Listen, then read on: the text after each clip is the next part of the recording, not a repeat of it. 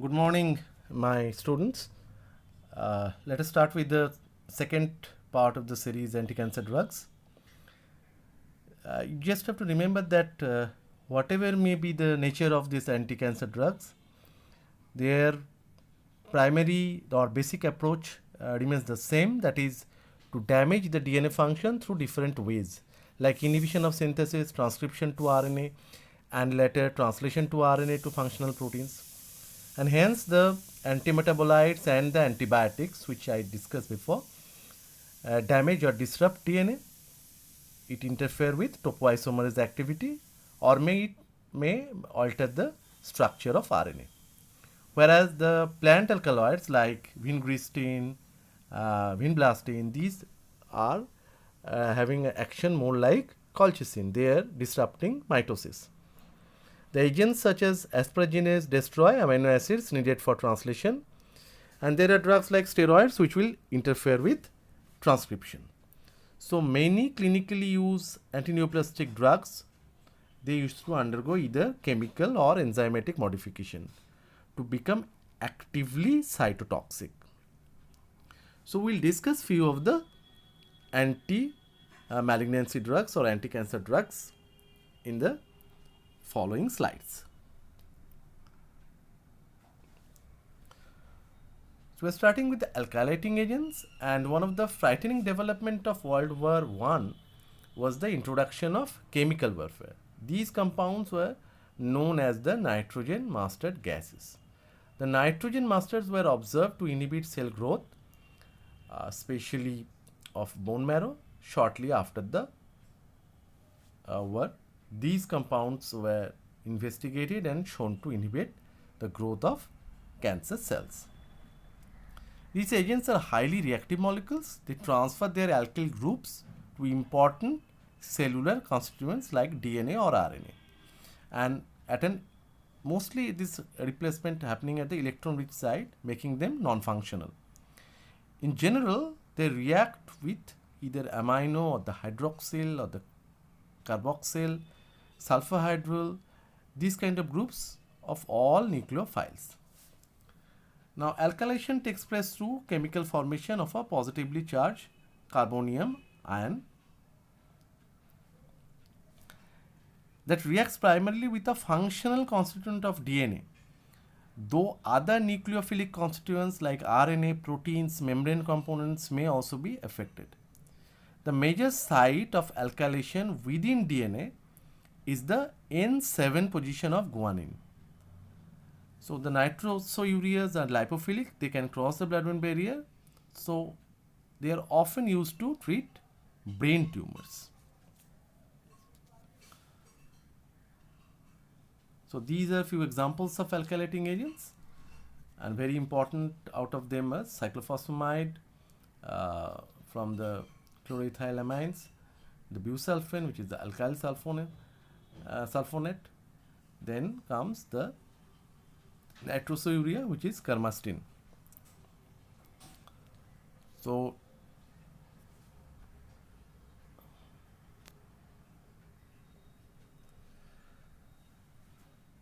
commonly we are seeing these kind of adverse effect with almost all the alkylating agents. Myelosuppression is the dose limiting adverse effect of most of them. Nausea and vomiting are almost common for most of the anti-cancer drugs. Teratogenicity and glomerular atrophy may happen with this. And treatment also carries a major risk of leukemogenesis and carcinogenesis. So these are very common adverse effect of alkylating agent. And sometimes it so happen that resistance may occur to these alkylating agents, and these are happening due to several causes.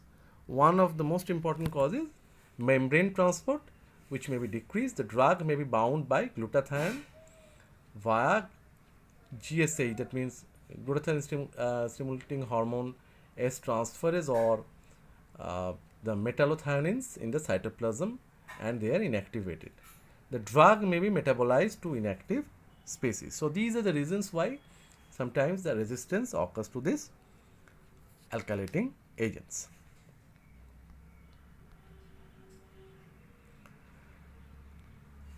So mustine is one of the important alkylating agent which is given by intravenous route.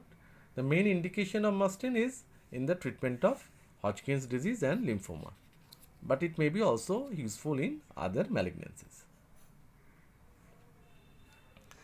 Cyclophosphamide, as I mentioned, is one of the most important drug, which is basically a prodrug converted to 4-hydroxycyclophosphamide by hepatic CYP2B enzyme. And this 4-hydroxycyclophosphamide and its tautomer, that is the aldophosphamide, are carried to the tumor cells, where aldophosphamide is cleaved into phosphoramide mustard and acrolein. Phosphoramide mustard is responsible for anti-tumor activity of cyclophosphamide.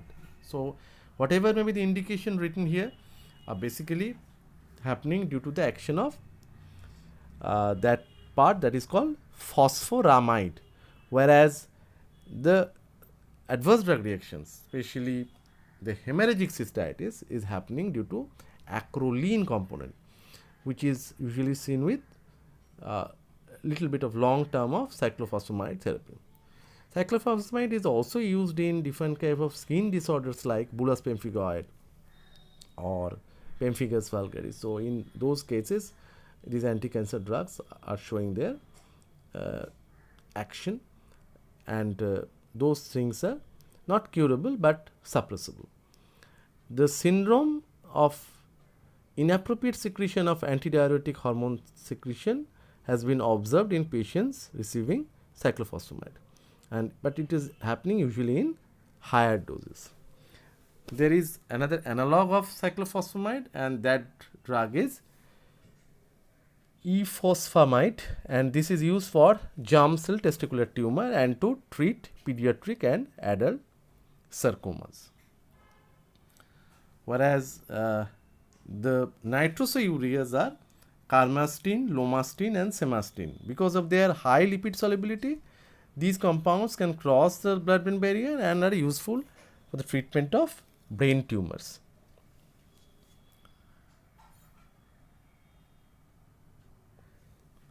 The third group is alkyl sulfones, that is the busulfone.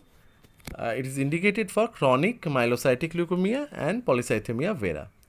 It is available in different vials, like 60 milligram vial. Each vial is reconstituted with 10 milliliter of 0.9% normal saline or in distilled water. And these drugs are having one of the important toxicity, that is pulmonary toxicity. Pulmonary fibrosis is common with busulfan, and this kind of lung is called busulfan lung.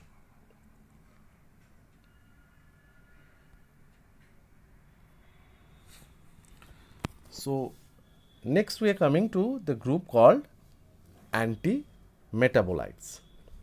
These compounds, which are structurally similar to normal metabolic constituents of the cell, that include folic acid, pyrimidine and purines. These metabolites inhibit the enzyme necessary for folic acid synthesis or purine or pyrimidine activation of DNA or RNA. They lack selectivity as they not only have cytotoxic action on the tumor cells but also exhibit the effect on normal cells, thus contributing to the adverse effects they produce. Methotrexate, 5-fluorouracil, cytarabine, 6-mercaptopurine, 6-thioguanine, gemcitabine are basically the primary metabolites, antimetabolites used for clinical purpose. Folic acid antagonist is methotrexate, and methotrexate is basically an antifolate. Folic acid is essential for enzymatic reactions that transfer methyl or related groups during purine and pyrimidine synthesis. The antimetabolite methotrexate competitively inhibits the enzyme called dihydrofolate reductase, which catalyzes the reduction of dihydrofolate to tetrahydrofolate. This blocks regeneration of tetrahydrofolate and prevents synthesis of purines and pyrimidines, which in effect results in interfering with the formation of DNA, RNA and key cellular proteins.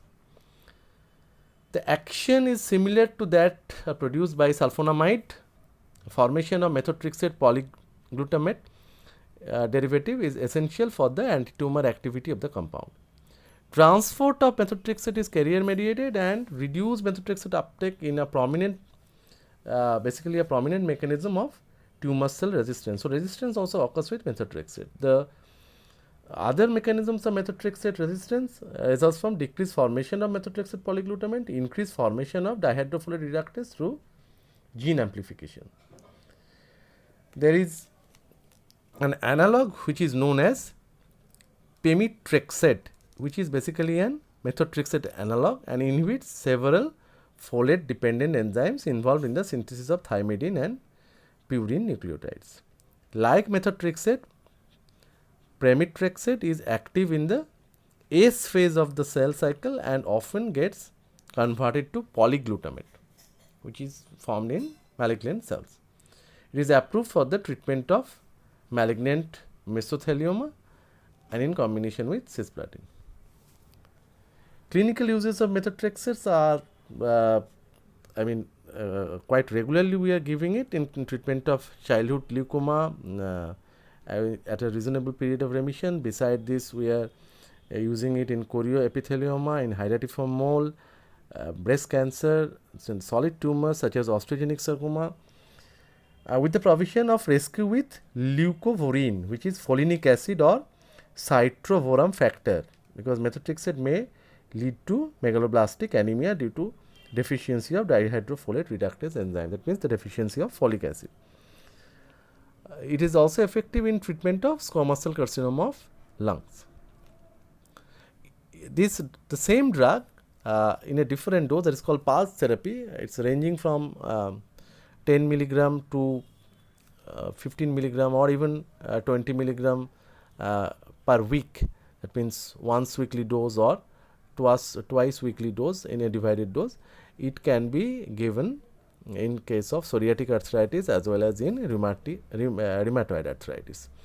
So, psoriatic arthritis and rheumatoid arthritis are other indications of methotrexate. Methotrexate produces anorexia, nausea and vomiting. It progressive weight loss, bloody diarrhea, leukopenia and depression. Leucovorin is indicated to diminish toxicity and counteract the effects of impaired methotrexate elimination or inadvertent overdoses of methotrexate and other folic acid antagonists. So, in this case you have to give leucovorin ideally, because folic acid itself probably will not work, but whenever we are giving prophylactically, normally we are using methotrexate with folic acid.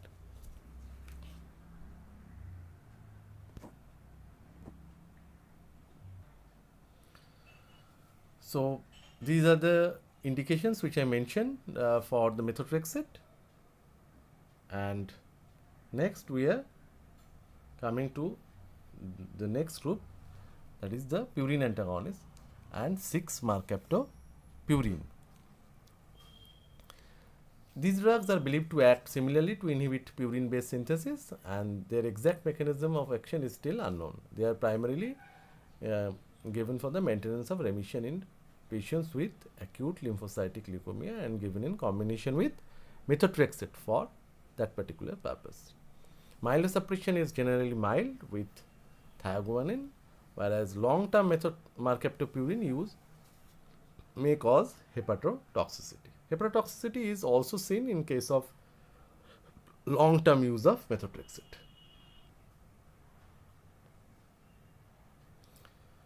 5-fluorouracil is basically a pyrimidine analog, and the halogenated pyrimidine analog is basically acts primarily by inhibiting pyrimidine synthesis and thus DNA formation.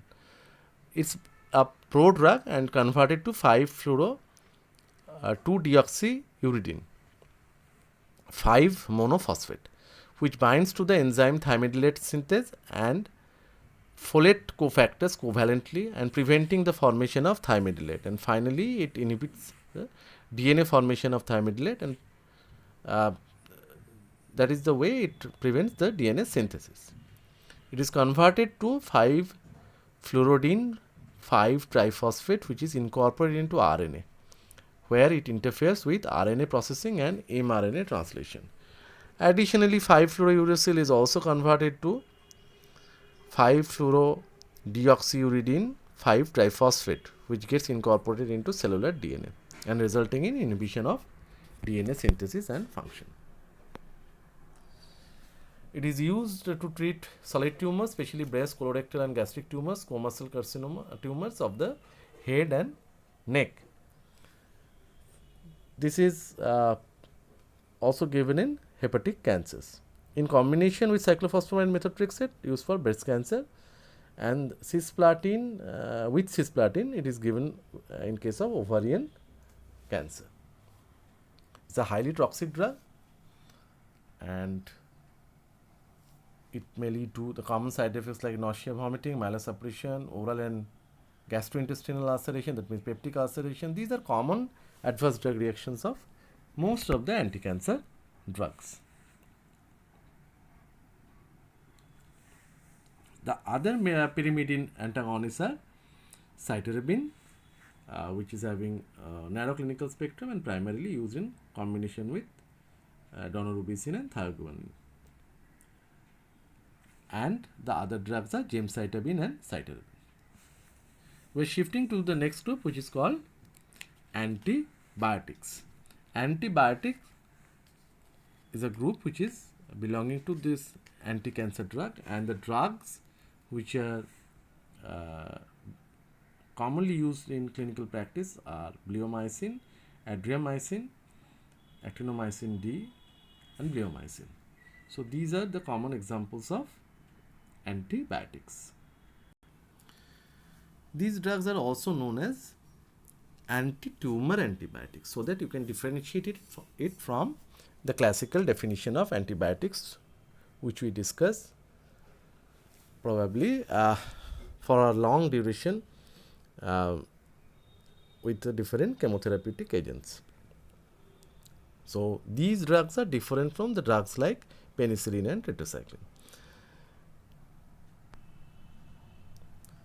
So these two are the adriamycin and daunorubicin are tetracycline rings with their sugar donosamine. They are DNA intercalating agents that block the synthesis of DNA and RNA.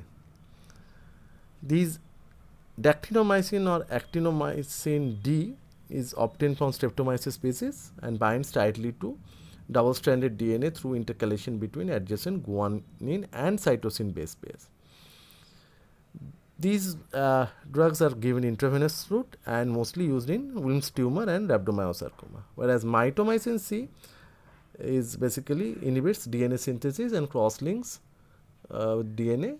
This is administered again via intravenous route and it is mostly given in case of carcinoma of the cervix, stomach, breast, bladder cancer, anus, all these things.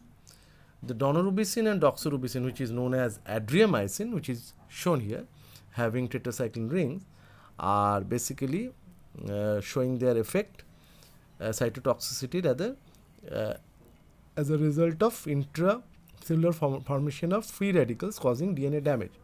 Besides this, they cause DNA damage by intercalation into DNA. So there are two mechanisms. Clinically, these are used in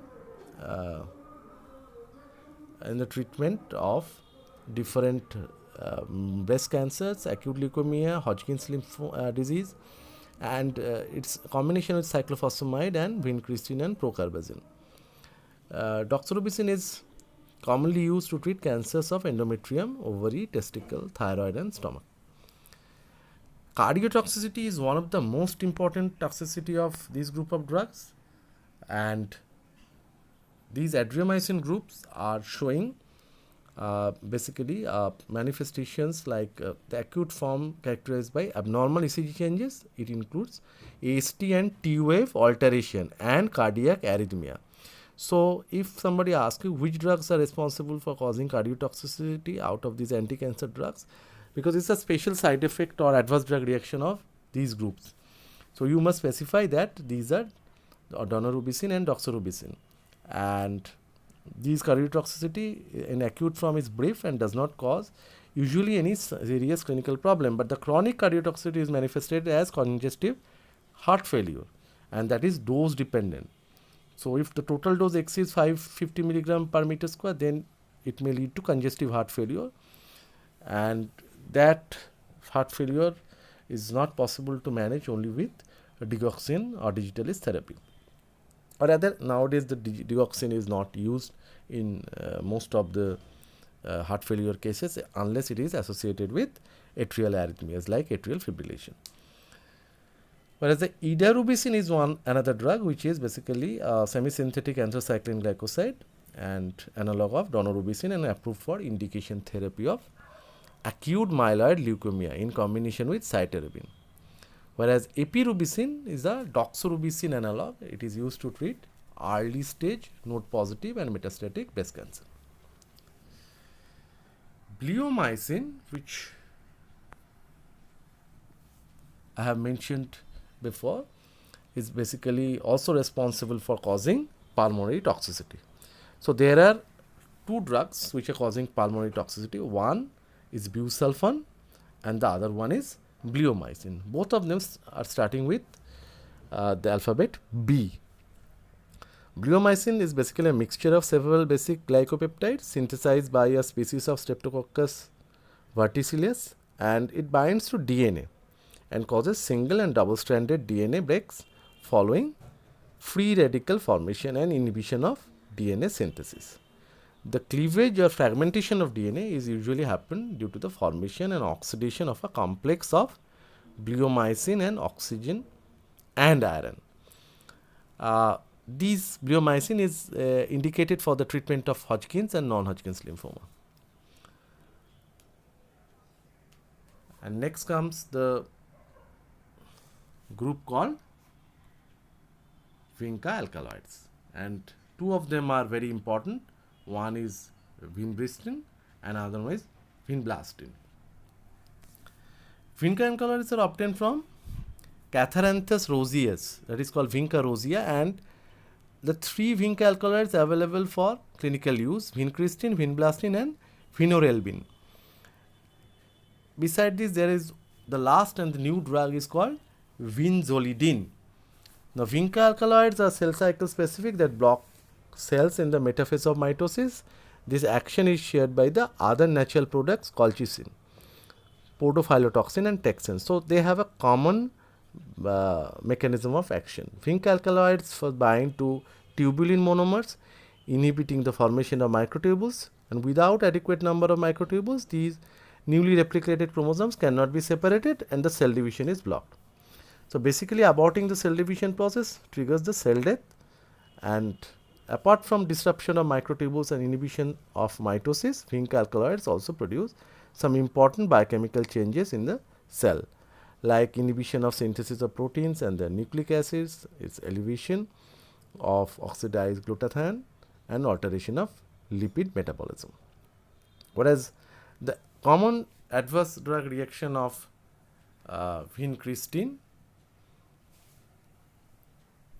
is basically the it's causing it is used in acute lymphatic leukemia in children in combination with prednisolone, and commonly we have noticed that vinblastine is causing myelosuppression. Rather, all of them are responsible for causing myelosuppression, the GI mucosal damage and alopecia. And the vinca alkaloids, there are some vinca alkaloids which may cause neurotoxicity, and it is manifested as tingling and numbness of the extremities and loss of deep tendon reflexes. So, vinorelbine is basically one such drug which is showing more neurotoxicity. These vincristine and vinblastine are mostly showing the myelotoxicity.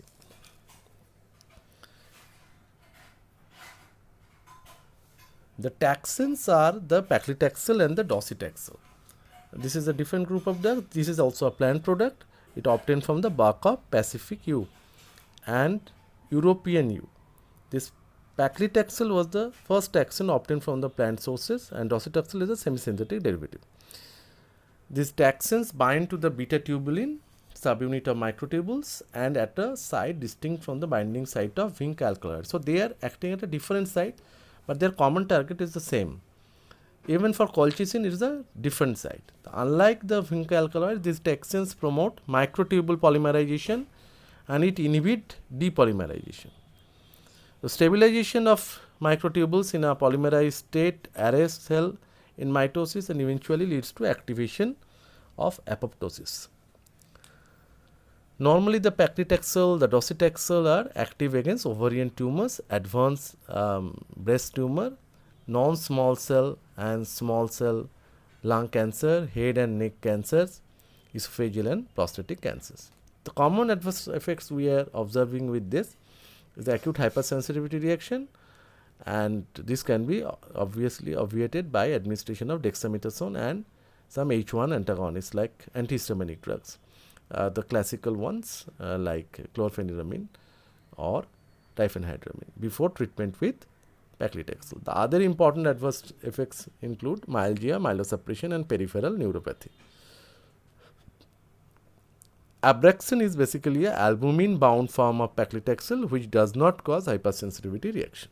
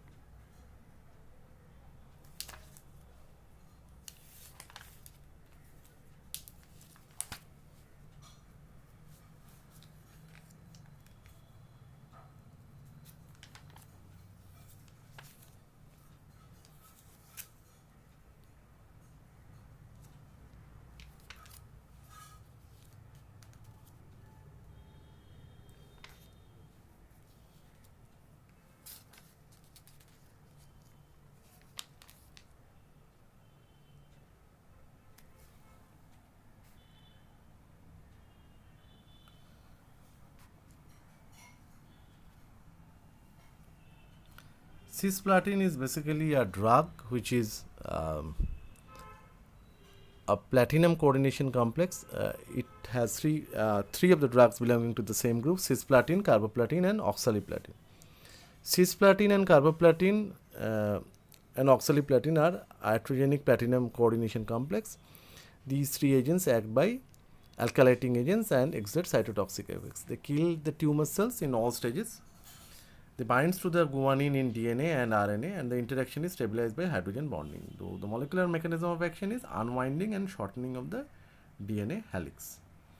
Its indication as it has efficacy against a wide range of neoplasm. Is given intravenously as a first line drug for treatment of testicular, ovarian, and bladder cancer.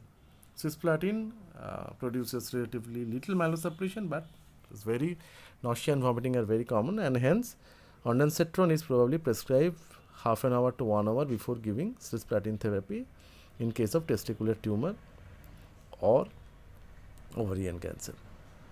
So these drugs, other than cisplatin, the oxaliplatin is approved as a second drug in the treatment of colorectal cancer, following the treatment with a combination of 5-fluorouracil and leucovorin. So 5-fluorouracil and leucovorin is the first line drug for the treatment of colorectal cancer.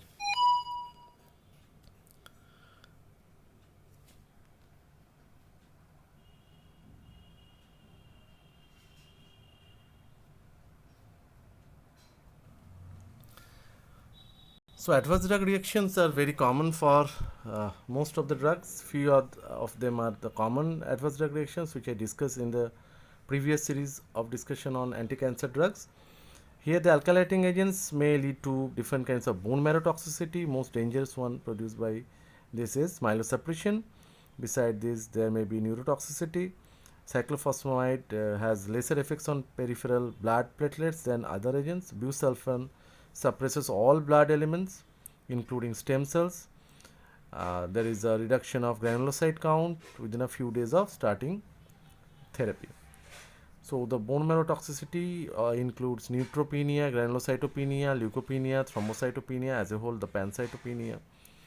Beside this, the second one is called the mucosal toxicity. Because of their action, the rapidly multiplying cells, these agents may damage to mucosal cells.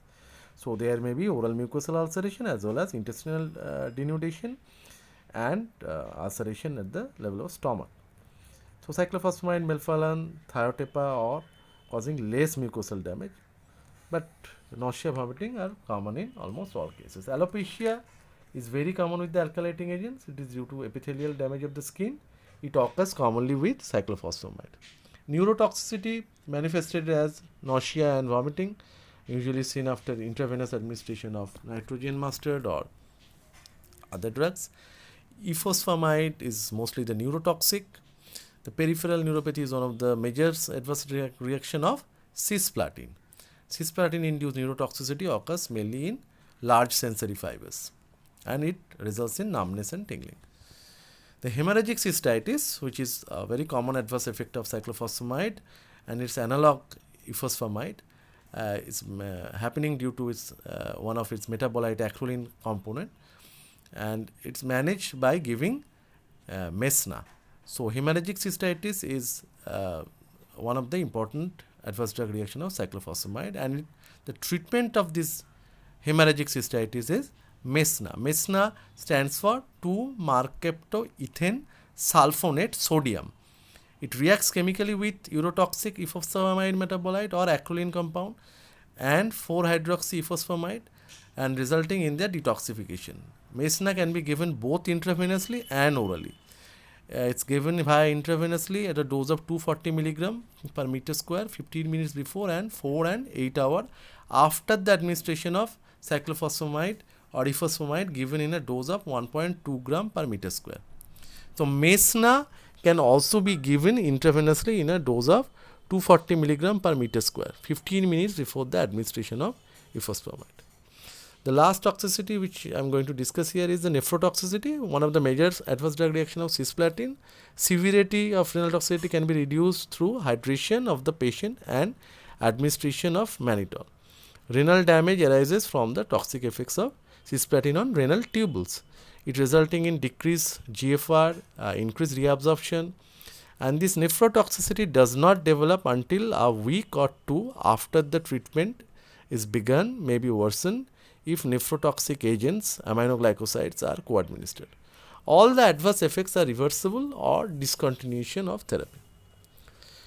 Nephrotoxicity, which occurs more commonly by bolus administration, can be minimized by fractionation or fractioning the dose over several days. So in brief, these are the common toxicities which we are observing in clinical practice with anti-cancer drugs. The mainstay of anti-cancer drug research is basically depending on obviously the animal experiment followed by clinical trials, and the phase 1 clinical trial, here you will get the patients for phase 1. In most of the cases of other drugs, we are getting healthy volunteers, but here you are getting a small group of people who are probably having the disease or first time. You have to evaluate the safety just like the previous one, determine a safe dosage range and identify its adverse drug reactions, its tolerance and pharmacokinetics. Whereas in phase 2 clinical trial, this drug, the anti-cancer drug or the treatment, is given to a larger group of people to see its effectiveness, and obviously again you will judge its safety, and the different pharmacokinetic parameters are going to be evaluated, and you further evaluate its safety profile. So safety should be the first criteria for uh, invention of not only anti-cancer drug, rather any drug.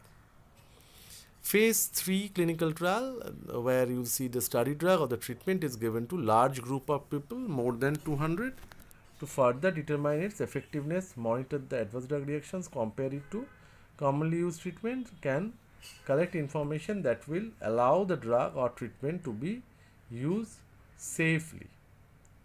So usually it's given to, as I said, large group of people, mostly done in case of indoor patients, and a comparative group is there, usually placebo. But in case of anti-cancer drugs or cancer chemotherapy, placebo is not going to be there. Probably a standard regimen is going to be compared. Whereas the phase 4 clinical trial is done after the drug or treatment has been marketed. These studies continue testing the study drug or treatment to collect information about their effect in various populations and any adverse drug reaction associated with its long-term use. So this is the way we will go for invention of anti-cancer.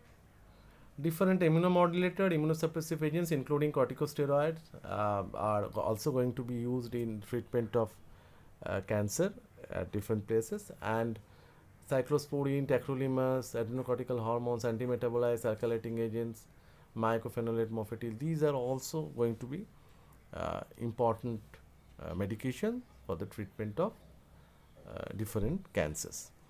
And these immunosuppressive agents are going to be discussed in details in other lectures.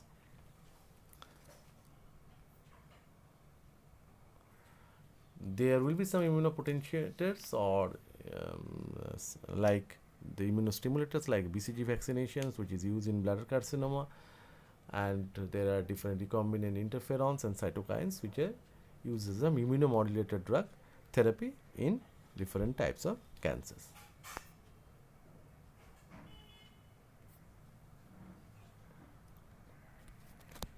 So when we are concluding the our discussion on anti-cancer drugs, let us discuss a little bit of new developments, and we'll finish it after saying few things about the development of newer preparations or the main step of anti-cancer drug research. Non-clinical research are important, but the screening of anti-cancer drugs are usually done in vitro, tumor cell culture, tumor inhibitor or tumor killing test. In vivo, firstly you have to go for the animal test, xenograft model, or different types of, as I said, the carcinogenicity test, followed by pharmacodynamics, pharmacokinetics and toxicology test. This is usually done first in animals and then followed by the clinical trials, the way I have mentioned in the previous slides. The molecular mechanism usually happening with the chemotherapy, or rather whenever we are observing a drug resistance to chemotherapy, what we observe is basically a more general form of multi-drug resistance in association with the expression of a gene encoding a particular protein or tumor cells. And many instances, specific drug resistance results from an amplification in the number of gene copies for an enzyme inhibited by a specific chemotherapeutic agent. Most of the anti-cancer drugs are used systematically. These are selected indications for local or regional administration in the form of direct infusion or active chemotherapeutic agents into tumor site. This cancer chemotherapy is mostly associated with, as I said, different adverse drug reactions. So it is essential that these effects should be managed efficiently to make our therapy successful. And most of these drugs usually cause nausea, vomiting, which can be managed by giving ondansetron, aprepitant and other related antiemetics, adjuvant antiemetics like dexamethasone. Bone marrow transplantation along with the administration of growth factors, the stem cells provide rapid remission with reduced toxicity of the chemotherapeutic agents. We are trying to conclude our presentation with a clinical case study where a male diabetic patient, 63 years old, diagnosed with a ALL, that means acute lymphoid leukemia, and put on 6 mercaptopurine with a single daily dose of 150 milligram orally. He is obese with a body weight of around 80 kg, resistant to insulin, dyslipidemic. So he developed renal insufficiency with elevated blood urea and serum creatinine level. Remission occurred with 6 mercaptopurine initially, but his daily requirement of the drug had to be increased to maintain the disease state satisfactorily. Over a period, he developed recurrent attacks of acute arthritis involving knee joints and required non-steroidal anti-inflammatory drugs for symptomatic relief. How do you explain this clinical condition? What drugs do you suggest to relieve his condition? What are the possible investigations you think are appropriate to diagnose the condition? So the drug is 6 mercaptopurine, and you think about the probable drug interaction and adverse drug reaction with the same agent. Thank you so much for your patient hearing.